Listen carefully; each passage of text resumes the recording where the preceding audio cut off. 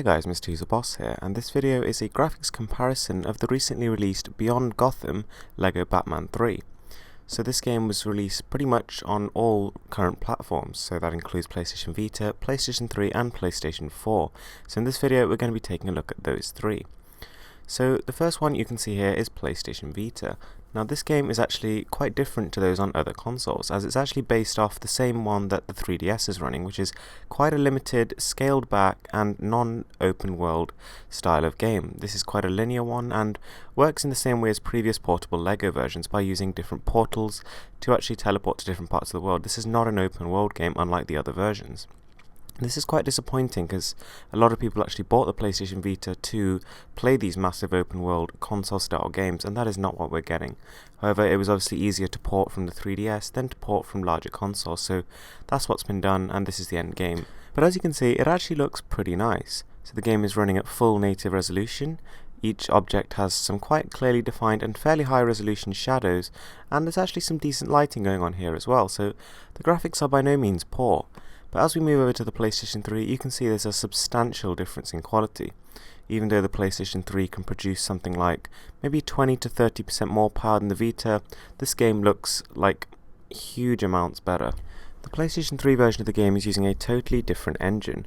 Now this one actually offers a lot more detail and a lot more polygons on screen at any one time. There's actually a lot more going on in the background and the draw distances are larger.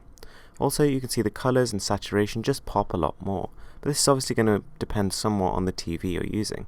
Now, not to mention, this game is just generally better. There's a better storyline, there's more to do, and it's just, much more complete experience. The handheld is significantly watered down, and the reviews are not nearly as good.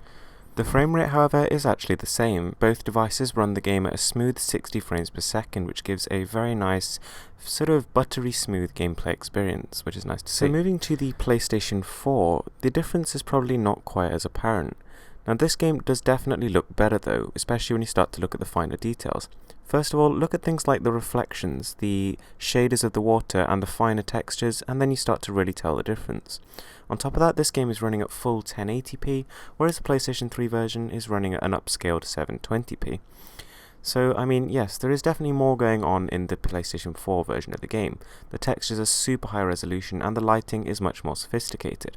However, the difference is not as big as the gap between the PlayStation 3 and the PlayStation Vita. And to be honest, I'd say this is kind of surprising, considering that the PlayStation 4 is something like 5 times as powerful as the PlayStation 3. Yeah, the PlayStation 3 is only a little bit more powerful than the Vita. It just shows that there's clearly been a lack of optimization going on the Vita especially. My sort of inkling is that this game was initially intended for current gen consoles, so it was built from the ground up for the PlayStation 3 and Xbox 360, and then basically scaled up to the PlayStation 4, so they've added a few sort of fancy bits, and then pretty much kept the main game the same. The PS4 version would look much better if it was actually built for next gen consoles. Anyway guys, thanks for watching.